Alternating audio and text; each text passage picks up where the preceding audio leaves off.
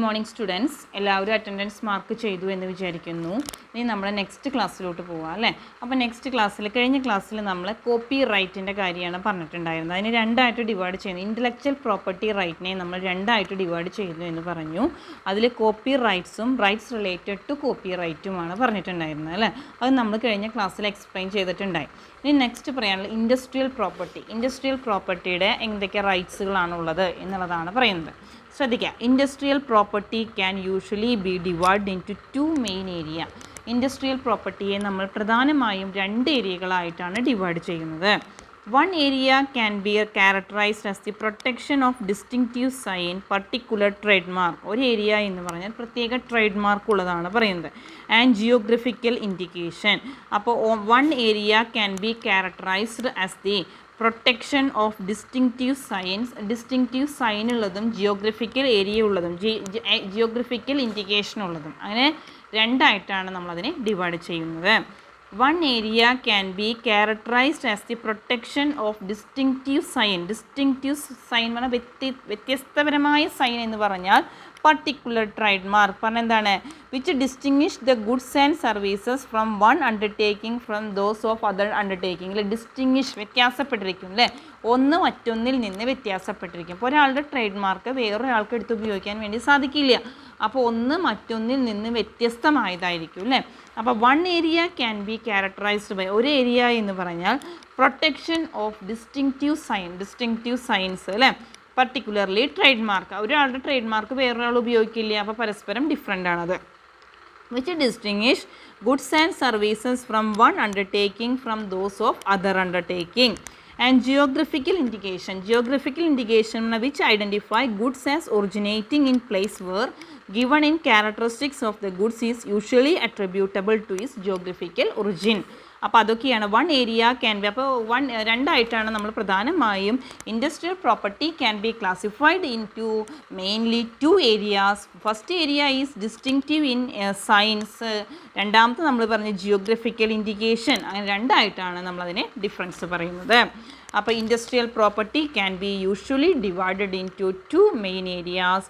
One area can be characterised as the protection of distinctive signs, particular trade മാർക്കുകളൊക്കെയാണ് വരുന്നത്. Next another one is geographical indication. Geographical indication എന്ന് പറഞ്ഞു കഴിഞ്ഞ് കഴിഞ്ഞാൽ എന്താ ഉദ്ദേശിക്കുന്നത്, ഓരോന്നിൻ്റെയും ക്യാരക്ടറിസ്റ്റിക്സിൽ ഓരോ ജിയോഗ്രഫിക്കൽ ഏരിയയിലും വരുന്ന സാധനങ്ങളുടെ ക്യാരക്ടറിസ്റ്റിക്സിൽ വ്യത്യാസമുണ്ടായിരിക്കും എന്നുള്ളതാണ് നമ്മൾ 2 എണ്ണം പറഞ്ഞത്.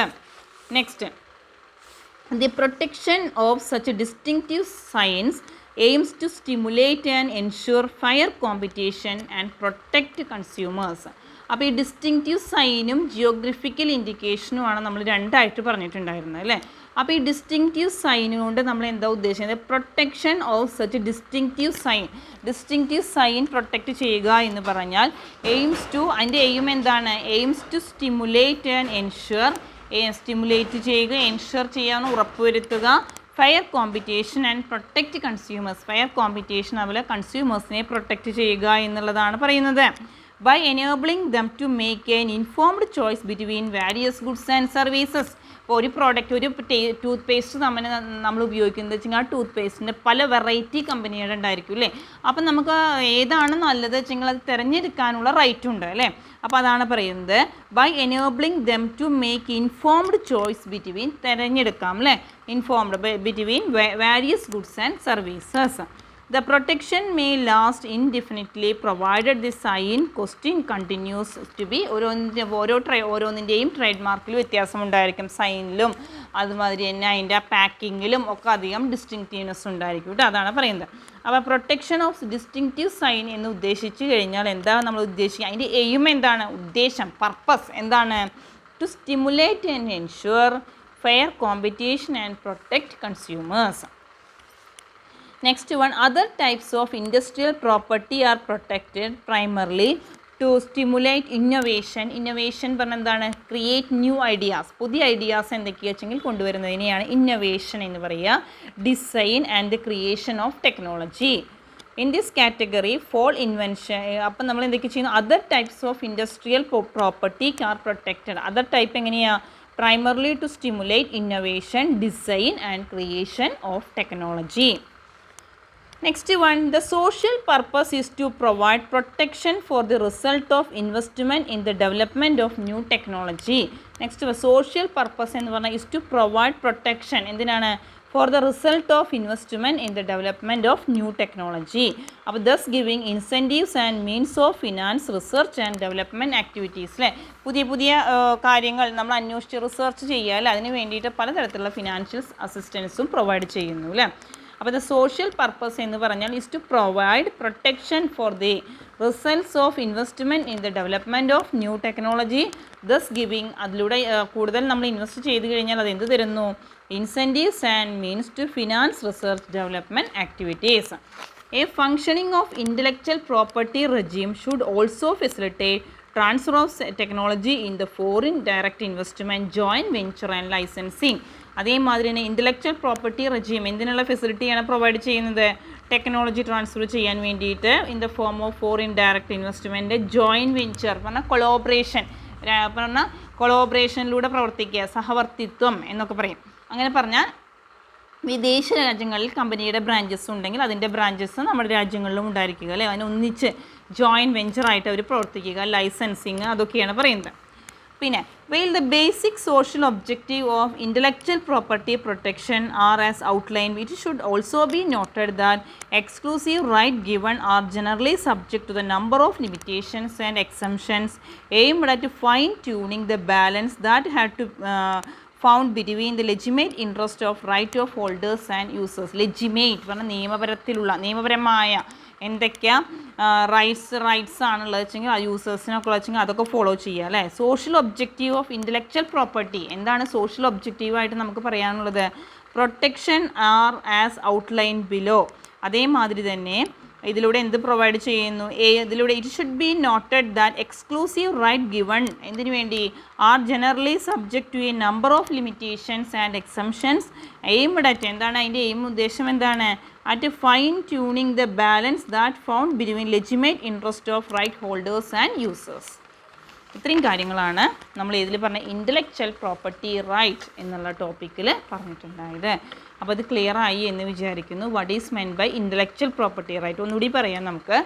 കഴിഞ്ഞ ക്ലാസ്സിൽ നമ്മൾ copyright, rights related to copy റൈറ്റും പറഞ്ഞിട്ടുണ്ടായിരുന്നു അല്ലേ. വാട്ട് ഈസ് കോപ്പി റൈറ്റ്, അതിൻ്റെ റൈറ്റ്സ് എന്തൊക്കെയാണ് എന്നുള്ള കാര്യം നമ്മൾ പറഞ്ഞിട്ടുണ്ടായിരുന്നു അല്ലേ.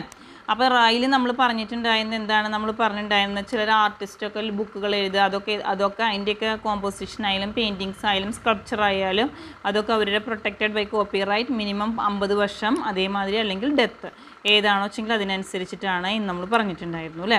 അത് സോഷ്യൽ പർപ്പസിൽ protection of copyright related rights അതിലൂടെയൊക്കെ എന്ത് എൻകറേജ് ചെയ്യുകയും റിവാർഡ് കൊടുക്കുകയും ക്രിയേറ്റീവ് വർക്കിന് കൊടുക്കുന്നു എന്നുള്ളതാണ് നമ്മൾ ഫസ്റ്റ് ടോപ്പിക്കായ copyrights and right related to copyright എന്നുള്ളതിൽ പറഞ്ഞിട്ടുണ്ടായിരുന്നത്. നെക്സ്റ്റ് വൺ പറഞ്ഞ ഇൻഡസ്ട്രിയൽ പ്രോപ്പർട്ടിയാണ്. ഇൻഡസ്ട്രിയൽ പ്രോപ്പർട്ടിയിൽ നമ്മൾ രണ്ടായിട്ട് ഡിവൈഡ് ചെയ്തു. എന്താ ഡിസ്റ്റിങ്റ്റീവ് സൈൻ ഉള്ളതും ജിയോഗ്രഫിക്കൽ ഇൻഡിക്കേഷൻ ഉള്ളതും രണ്ടെണ്ണമായിട്ടാണ് നമ്മളതിനെ ഡിവൈഡ് ചെയ്തിട്ടുണ്ടായിരുന്നത് അല്ലേ. One area can be characterised as the protection of distinctive sign എന്ന് പറഞ്ഞാൽ പർട്ടിക്കുലർ ട്രേഡ് മാർക്ക് ഉള്ളത് അല്ലേ. പിന്നെ അതേമാതിരി തന്നെ ജിയോഗ്രഫിക്കൽ ഇൻഡിക്കേഷനുമാണ് നമ്മൾ പറഞ്ഞിട്ടുണ്ടായിരുന്നത് അല്ലേ. അതിന് രണ്ടായിട്ടാണ് അതിനെ ഡിവൈഡ് ചെയ്തിട്ടുണ്ടായിരുന്നത് എന്ന് പറഞ്ഞു ഫസ്റ്റ് പോയിന്റ്. സെക്കൻഡ് പോയിന്റ് ആയിട്ട് നമ്മൾ പറയുന്നത് ഡിസ്റ്റിങ്റ്റീവ് സൈൻ എന്തിനു വേണ്ടിയാണ്, നമ്മളെ പ്രൊട്ടക്റ്റ് ചെയ്യാൻ വേണ്ടിയിട്ട്, നമ്മുടെ സാധനം നമ്മൾ മറ്റാരും ഉപയോഗിക്കാണ്ട് അത് പ്രൊട്ടക്റ്റ് ചെയ്യുക, അതാണ് നമ്മുടെ ഉദ്ദേശം. അപ്പോൾ aims to stimulate and ensure fair competition and protect customers by enabling them to make informed choice between various goods and services. പലതരത്തിലുള്ള ഗുഡ്സ് ആൻഡ് സർവീസസിൽ നിന്ന് നമ്മുടെ പ്രോഡക്റ്റ് ചോയ്സ് ചെയ്യുന്നതിന് വേണ്ടിയിട്ടില്ല, തിരഞ്ഞെടുക്കാൻ വേണ്ടിയിട്ട്. Next one, other types of industrial property are protected primarily to stimulate innovations കൊണ്ടുവരിക, designs, അതേമാതിരി തന്നെ ക്രിയേഷൻ ഓഫ് ടെക്നോളജി അല്ലേ. അടുത്ത് പറയുന്നത് other types of industrial property are protected primarily to stimulate innovation, design and the creation of technology. ഇനി the social purpose is to provide, അതിൻ്റെ social purpose എന്ന് പറയുന്നത് protection for the result of investment in the development of new technology. പിന്നെ function of intellectual property regime should also facilitate transfer of technology in the form of foreign direct investment, joint venture, licensing. പിന്നെ basic social objective of industrial intellectual property protection are as outline below. It should also be noted that exclusive right given are generally subject to a number of limitation and exemption. എന്നാലും നമ്മൾ എന്താണ് അതിലൂടെ aim ചെയ്യുന്നത് എന്താണ് ലെജിമേറ്റ് interest of right holders പറഞ്ഞാൽ നമ്മൾ ലെജിമേറ്റ് interest പറഞ്ഞാൽ നിയമപരമായിട്ടുള്ള ഇൻട്രസ്റ്റ് എന്തൊക്കെയാണെന്ന് വെച്ചെങ്കിൽ അത് കീപ്പ് അപ്പ് ചെയ്യുക എന്നുള്ളതാണ് നമ്മളതിൽ ഉദ്ദേശിക്കുന്നത്. ഇത്രയും കാര്യങ്ങളാണ് നമ്മൾ ഇതിൽ പറഞ്ഞത്. ഇൻഡസ്ട്രിയൽ പ്രോപ്പർട്ടി റൈറ്റ്സ് എന്നുള്ള ചെറിയൊരു ടോപ്പിക്ക് പറഞ്ഞിട്ടുണ്ടായിരുന്നു. ഇനി അടുത്തത് trade related aspect of intellectual property right. എന്തൊക്കെയാണ് ട്രൈഡ് റിലേറ്റഡ് ആസെപ്റ്റ്? എന്തൊക്കെയാണ് ഇൻ്റലക്ച്വൽ പ്രോപ്പർട്ടി റൈറ്റിൻ്റെ ട്രൈഡുമായിട്ട് റിലേറ്റഡ് ആയ ആസ്പെക്റ്റുകൾ ഏതൊക്കെയാണ് എന്നുള്ളതാണ് നമ്മൾ നെക്സ്റ്റ് പറയുന്നത് കേട്ടോ. The agreement on TRIP is an international legal agreement all the member nation of the World Trade Organization. അല്ലേ, വേൾഡ് ട്രേഡ് ഓർഗനൈസേഷനിൽ ആരൊക്കെയാണോ മെമ്പർ ആയിട്ടുള്ളത് വെച്ചെങ്കിൽ അവർ തമ്മിലൊരു ഇൻ്റർനാഷണൽ ലീഗൽ എഗ്രിമെൻറ്റ് അല്ലേ, ഇൻ്റർനാഷണൽ ആയിട്ട് ഒരു ലീഗൽ എഗ്രിമെൻറ്റ് ഉണ്ടാക്കുകയാണ് ചെയ്യുന്നത്. അപ്പം ദി എഗ്രിമെൻറ്റ് ഓൺ TRIP എന്ന് പറഞ്ഞാൽ is an international legal agreement between ആരൊക്കെ തമ്മിൽ all the member Nations of the world trade organisation. എല്ലാ മെമ്പർ നേഷൻസും വേൾഡ് ട്രേഡ് ഓർഗനൈസേഷനിൽ ഏതൊക്കെ മെമ്പർ നേഷൻസ് ആണോ ഉള്ളത് വെച്ചെങ്കിൽ അവർ തമ്മിൽ ഇൻ്റർനാഷണൽ ലീഗൽ എഗ്രിമെൻറ്റ് ക്രിയേറ്റ് ചെയ്യുകയാണ് ചെയ്യുന്നത്. TRIP requires world trade organisation members to provide എന്തൊക്കെയാണ് copyright covering authors, other copyright holders as well as holders of related goods. അങ്ങനെ കുറേ കാര്യങ്ങൾ industries trade mark are confidential information.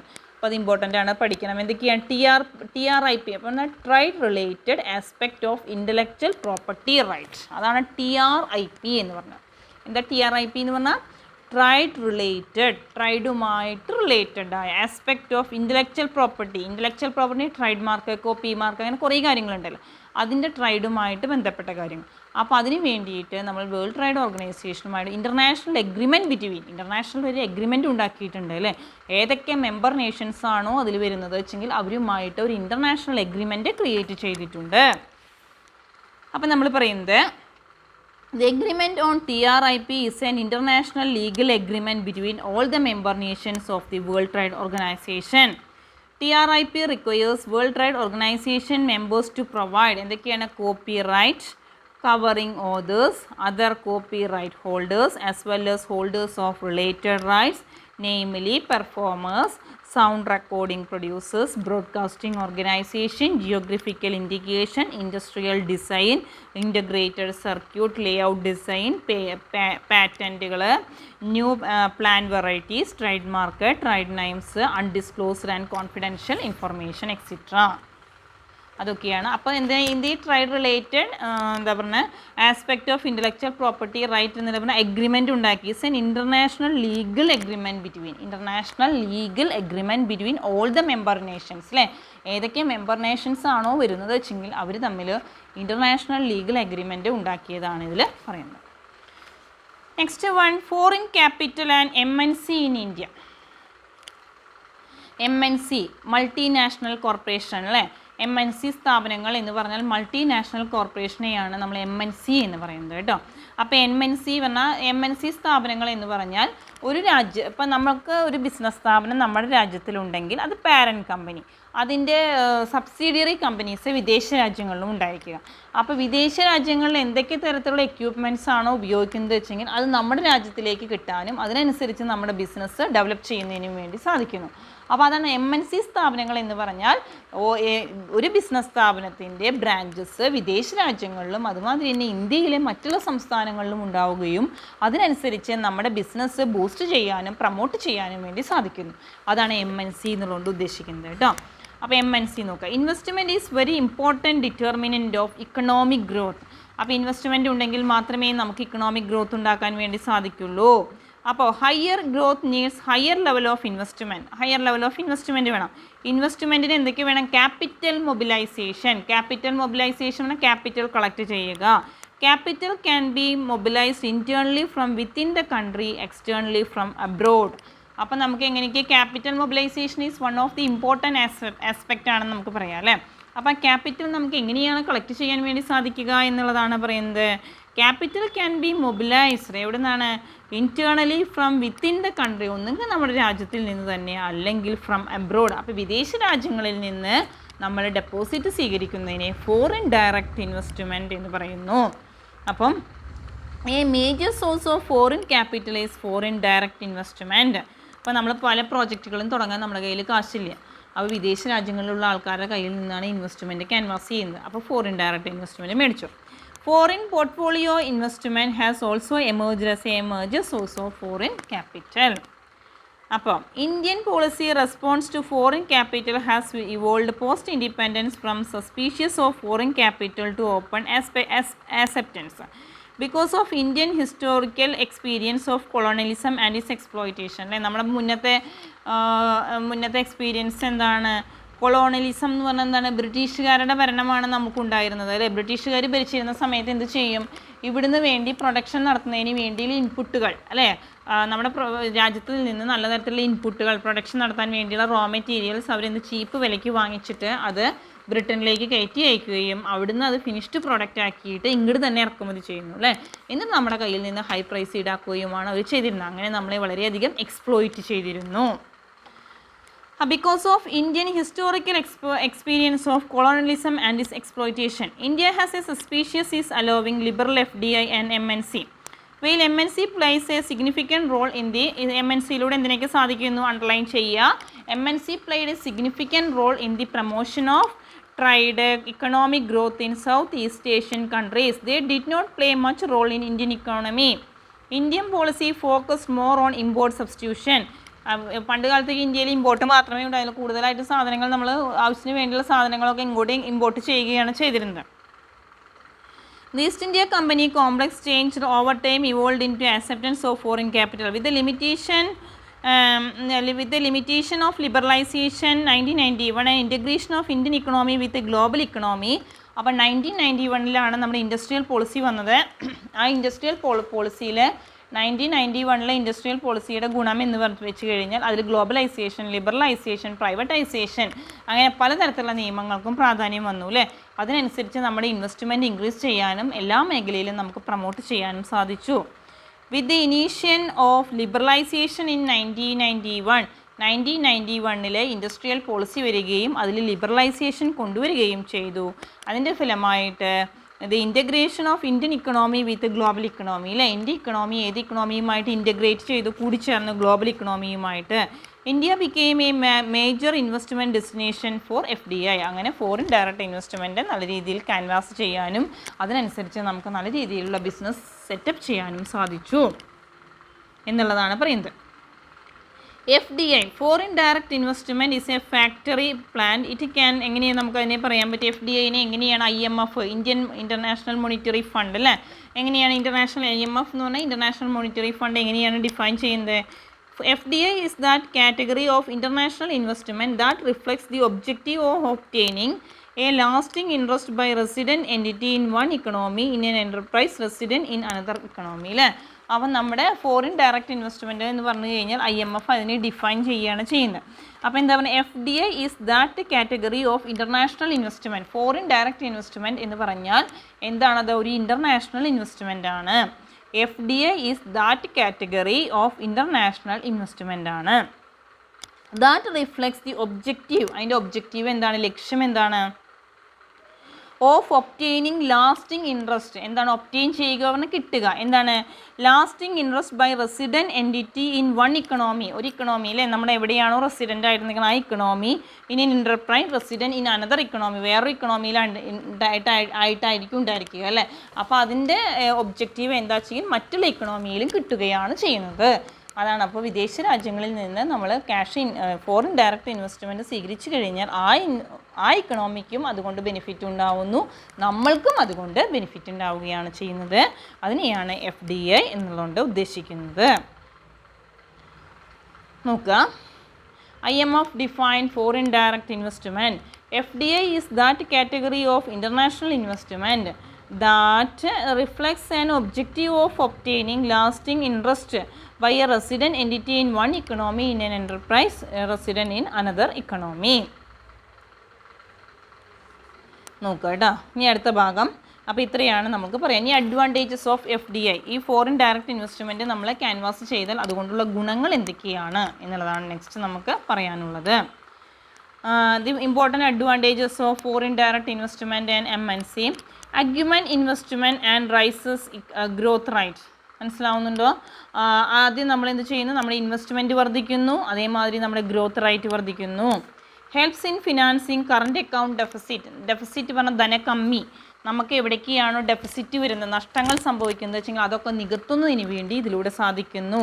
Technology transfer, അതാണ് പ്രധാനമായും നമുക്ക് നമ്മൾ പറഞ്ഞു അല്ലേ, വിദേശ രാജ്യങ്ങളിലൊക്കെ അഡ്വാൻസ് ടെക്നോളജീസ് ഉണ്ടാവും. ഇന്ത്യയെ പോലെയുള്ള രാജ്യത്തിലെ ടെക്നോളജി വളരെയധികം ഇമ്പ്രൂവ് ചെയ്തിട്ടുണ്ടായിരിക്കില്ല. അപ്പോൾ വിദേശ രാജ്യങ്ങളിലുള്ള അഡ്വാൻസ് ടെക്നോളജി നമുക്ക് ഇമ്പോർട്ട് ചെയ്യാൻ വേണ്ടി സാധിക്കുന്നു. Access to superior managerial expertise and skill. ഇപ്പോൾ ഇന്നത്തെ കാലത്ത്, പണ്ട് കാലത്തെ മാതിരിയല്ല, ഇന്നത്തെ കാലത്ത് പറഞ്ഞാൽ എല്ലാ എംപ്ലോയീസും വളരെ അഡ്വാൻസ്ഡ് ആയിട്ട് നോളജ് ഉള്ളവരാണ്, മാനേജ്മെൻ്റ് ആയിട്ടൊക്കെ നല്ല രീതിയിൽ നോളജ്. അപ്പോൾ അവിടെയുള്ള ജോലിക്കാരെ ഇങ്ങോട്ട് ട്രാൻസ്ഫർ ചെയ്ത് കഴിഞ്ഞാൽ അതിനനുസരിച്ച് നമ്മുടെ സ്കിൽ ഇമ്പ്രൂവ് ചെയ്യാനും സാധിക്കുന്നു. Higher salaries and wages. Salary ആയാലും വേജും വളരെ കൂടുതലാണ്. പ്രൊമോഷൻ ഓഫ് എക്സ്പോർട്ട്, അതിലൂടെ ഇമ്പ്രൂവ് ചെയ്യാൻ സാധിക്കുന്നു. ഇൻവെസ്റ്റ്മെൻറ്റ് ഇൻ ഇൻഫ്രാസ്ട്രക്ചർ, അടിസ്ഥാന സൗകര്യങ്ങൾ നല്ല രീതിയിൽ ഇൻവെസ്റ്റ്മെൻറ്റ് നടത്താൻ വേണ്ടി സാധിക്കുന്നു. ഇമ്പോർട്ടൻ്റ് ആണ് ഈ ക്വസ്റ്റ്യൻ കേട്ടോ. ഇതൊരു SC ആയിട്ട് ഈ ചാപ്റ്ററിൽ നിന്ന് പ്രതീക്ഷിക്കാവുന്ന ഒന്നാണ്. Advantages of FDI. ഫോറിൻ രാജ്യങ്ങളിൽ നിന്ന് ഇൻവെസ്റ്റ്മെൻറ്റ് നമ്മൾ ക്യാൻവാസ് ചെയ്താൽ അതുകൊണ്ട് ഉള്ള ഗുണങ്ങൾ എന്തൊക്കെയാണ് എന്നുള്ളതാണ് പറയുന്നത്. ഫസ്റ്റ് വൺ ഓരോ പോയിൻ്റായിട്ട് ഡീറ്റെയിൽഡ് ആയിട്ട് പറയാം. Augments investment and rises growth rate. FDI adds aggregate investment in the economy.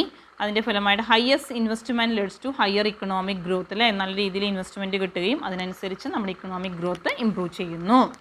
Next one, helps in financing current account deficit. Current അക്കൗണ്ടിൽ ഡെഫിസിറ്റ് പറഞ്ഞാൽ നഷ്ടം, കാരണം നമ്മൾ നഷ്ടത്തിലാണ് പോകുന്നത് വെച്ചെങ്കിൽ അതൊക്കെ നികത്താൻ വേണ്ടി സാധിക്കുന്നു. India has become macroeconomic problem, current account deficit, കാരണം excess of foreign exchange expenditure, foreign exchange ഏണിങ്ങിനേക്കാൾ എക്സ്പെൻഡിച്ചർ ആണ് കൂടുതൽ അല്ലേ. ഏണിങ്സ് കൂടുതലായി, ഇൻകം കൂടിയാലാണ് നമുക്ക് പ്രോഫിറ്റ് ഉള്ളത്. എക്സ്പെൻഡിച്ചർ കൂടിയാൽ നമുക്ക് എന്താണ് നഷ്ടം. അപ്പോൾ ഇന്ത്യയെ സംബന്ധിച്ചിടത്തോളം എക്സ്പെൻഡിച്ചർ ആണ് കൂടുതൽ എന്ന് പറയുന്നത്. Excess of foreign exchange expenditure over കൂടുതലാണ് ഇതിനേക്കാൾ, ഫോറിൻ എക്സ്ചേഞ്ച് ഏണിങ്സിനേക്കാൾ നമുക്ക് ചിലവ് കൂടുതലാണ്. അപ്പോൾ അത് കാരണം കൊണ്ട് India's balance of payment crisis പറഞ്ഞ പ്രതിസന്ധി 1991 പല പ്രതിസന്ധികളും നമുക്ക് തരണം ചെയ്യേണ്ടതായിട്ട് വന്നിട്ടുണ്ട്. അപ്പോൾ policy since 1999 India started encouraging FDI increase ചെയ്യുന്നതിന് വേണ്ടിയിട്ടും അതുപോലെ ഫോറിൻ പ്രൊമോഷൻ ഇൻവെസ്റ്റ്മെൻറ്റ് നല്ല രീതിയിൽ ഇമ്പ്രൂവ് ചെയ്യുന്നതിനൊക്കെ വേണ്ടി പലതരത്തിലുള്ള സ്കീമുകളും അഡോപ്റ്റ് ചെയ്തിട്ടുണ്ടായി. പിന്നെ ടെക്നോളജി ട്രാൻസ്ഫർ അല്ലേ, അപ്പോൾ ഫോറിൻ ഡയറക്റ്റ് ഇൻവെസ്റ്റ്മെൻറ്റ് നല്ല രീതിയിൽ അഡോപ്റ്റ് ചെയ്താൽ ടെക്നോളജി നമുക്ക് ഇങ്ങോട്ട് ട്രാൻസ്ഫർ ചെയ്യാൻ സാധിക്കുന്നു. വിദേശ രാജ്യങ്ങളിൽ ഉപയോഗിക്കുന്ന അഡ്വാൻസ് ടെക്നോളജികൾ ഏതൊക്കെയാണെന്ന് വെച്ചെങ്കിൽ അത് ഇന്ത്യയിലേക്ക് ട്രാൻസ്ഫർ ചെയ്യാൻ വേണ്ടി സാധിക്കും എന്നാണ് പറയുന്നത്. A major advantage of foreign direct investment by MNC is that it result is the transfer of sophisticated നൂതനമായ modern technology to developing countries. The level of technology in India had an automobile industry before liberalization. After reform, tell the story of technology transfer.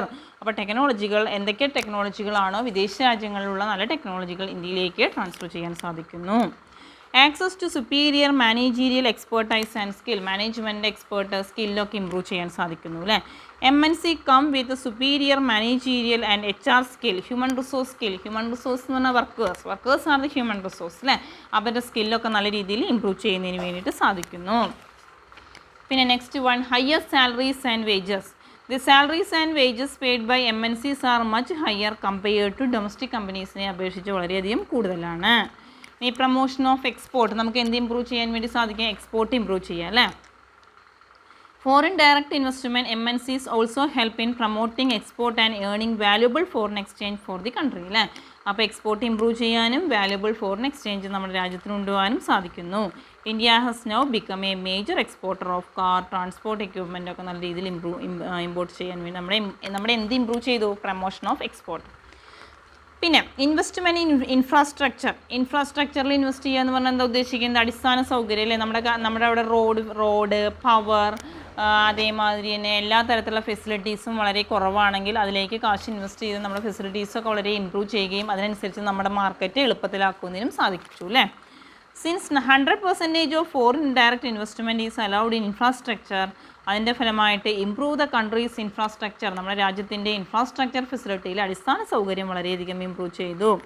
അപ്പോൾ investment in infrastructure boost industrial growth and helps in creating jobs and employments in the economy അല്ലേ. അപ്പോൾ അതിലൂടെ നമുക്ക് വളരെ ജോലികളൊക്കെ improve ചെയ്യാൻ വേണ്ടിയിട്ട് സാധിച്ചു. അപ്പോൾ for the foreign investor MNC are the advantages in investing. Advantages of അതിലൂടെ പുറമേ നമുക്ക് എന്തൊക്കെയാണ് ഇൻവെസ്റ്റ് ചെയ്ത ഇൻവെസ്റ്റ്മെൻറ്റ് അതിലൂടെ നമുക്ക് എന്തൊക്കെ അഡ്വാൻറ്റേജ് വന്നു, എന്തൊക്കെയാണ് investing the advantages of investing in emerging മാർക്കറ്റിലെ അഡ്വാൻറ്റേജസ് ഓഫ് ഡൈവേഴ്സിഫിക്കേഷൻ വൈവിധ്യവൽക്കരണം കൊണ്ടുപോകാൻ സാധിച്ചു, ഹ്യൂജ് മാർക്കറ്റ് ഉണ്ടാക്കാൻ വേണ്ടി സാധിച്ചു, ബെനിഫിറ്റ്സ് ഓഫ് ചീപ്പ് ലേബേഴ്സിനെ കിട്ടി, ടാക്സ് ബെനിഫിറ്റ് നികുതിയിലൊക്കെ ലാഭം കിട്ടി, പ്രിഫറൻഷ്യൽ ടാരിഫ് പറഞ്ഞ ഓരോ നികുതികളൊക്കെ ചുമത്ത് അതൊക്കെ ടാരിഫുകളൊക്കെ പ്രിഫറൻഷ്യൽ ടാരിഫുകളൊക്കെ നമുക്ക് കിട്ടി. അപ്പോൾ ഇതൊക്കെയാണ് അഡ്വാൻറ്റേജസ് ആയിട്ട് പറയാനുള്ളത്. അപ്പം അഡ്വാൻറ്റേജസ് ഓഫ് ഫോറിൻ ഡയറക്റ്റ് ഇൻവെസ്റ്റ്മെൻറ്റിൽ അല്ല നമ്മളിവിടെ പറയുന്നത് എന്താണെന്ന് വെച്ചെങ്കിൽ നമുക്ക് ഫോറിൻ ഡയറക്റ്റ് ഇൻവെസ്റ്റ്മെൻറ്റ് കിട്ടിയത് കൊണ്ട് നമുക്ക് എന്തൊക്കെ ഗുണങ്ങളാണ് ഉണ്ടായത്. ഇക്കണോമിക് ഗ്രോത്ത് ഉണ്ടാക്കി അല്ലേ, ഗ്രോത്ത് റേറ്റ് ഇമ്പ്രൂവ് ചെയ്തു. പിന്നെന്താ പറഞ്ഞത് നമ്മൾ കറണ്ട് അക്കൗണ്ട് ഡെഫിസിറ്റ് ഒക്കെ ഉണ്ടെങ്കിൽ നികത്താൻ ടെക്നോളജി ട്രാൻസ്ഫർ ചെയ്യാൻ വേണ്ടി സാധിച്ചു. പിന്നെ മാനേജറിയൽ എക്സ്പേർട്ട് ആൻഡ് സ്കില്ലുള്ള ആൾക്കാരെ കിട്ടി. ഹ്യൂജ് സാലറി ആൻഡ് വേജസ് ആൾക്കാർക്ക് നല്ല രീതിയിൽ സാലറി വേജസ് ഒക്കെ കിട്ടാൻ വേണ്ടി സാധിച്ചു. പ്രൊമോഷൻ ഓഫ് എക്സ്പോർട്ട് നല്ല രീതിയിൽ പ്രൊമോട്ട് ചെയ്തു. Investment in infrastructure. Next one disadvantages of FDI. Destruction of domestic industries and business. Destruction എന്ന് പറഞ്ഞാൽ നാശം സംഭവിച്ചു അല്ലേ. Domestic industries and business. Domestic industry നമ്മുടെ രാജ്യത്തുള്ള ഇൻഡസ്ട്രീസിനൊക്കെ വളരെയധികം ഡിസ്ട്രക്ഷൻ സംഭവിച്ചു. MNC have superior technology and business competent. Domestic industries find it difficult. അപ്പോൾ നമ്മുടെ ഡൊമസ്റ്റിക് ഇൻഡസ്ട്രീസിനൊക്കെ ഇത് വളരെ സുപ്പീരിയറായ അഡ്വാൻസ് ടെക്നോളജി ഒക്കെ ഉപയോഗിച്ചുണ്ടാക്കുന്നതാണ്. അപ്പോൾ അത് കാരണം നമ്മുടെ ഡൊമസ്റ്റിക് ഇൻഡസ്ട്രീസിനൊക്കെ വളരെയധികം നഷ്ടം സംഭവിച്ചു. പിന്നെ excessive exploitation of natural resources. നമ്മുടെ പ്രകൃതിയിൽ നിന്ന് കിട്ടുന്ന റിസോഴ്സസ് എന്തൊക്കെയാണെന്ന് വെച്ചെങ്കിൽ അതിനെ വളരെയധികം എക്സ്പ്ലോയിറ്റ് ചെയ്യാവുന്ന ചൂഷണം ചെയ്തു. Many MNC produce goods that are natural resources intensive അല്ലേ.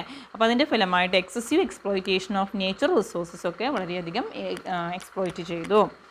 പിന്നെ repatriation of money through royalty. കൂടുതലായിട്ടും കാശ് ചെയ്തിൽ റോയൽറ്റിക്ക് വേണ്ടി കൊടുത്തു. റോയൽറ്റി പറഞ്ഞാൽ എന്താണ്? Repartition of money through royalty. Since MNC foreign invest in huge capital, it can fire that can be allowed to repatriate profit through will generate. But it was found MNC repatriate huge amount money through royalty. കൂടുതൽ എമൗണ്ടും എങ്ങനെയാണ് royalty പറഞ്ഞാൽ പാട്ടത്തിന് കൊടുക്കുക അങ്ങനത്തെ കാര്യങ്ങൾക്ക് വേണ്ടിയിട്ട് utilise ചെയ്തു.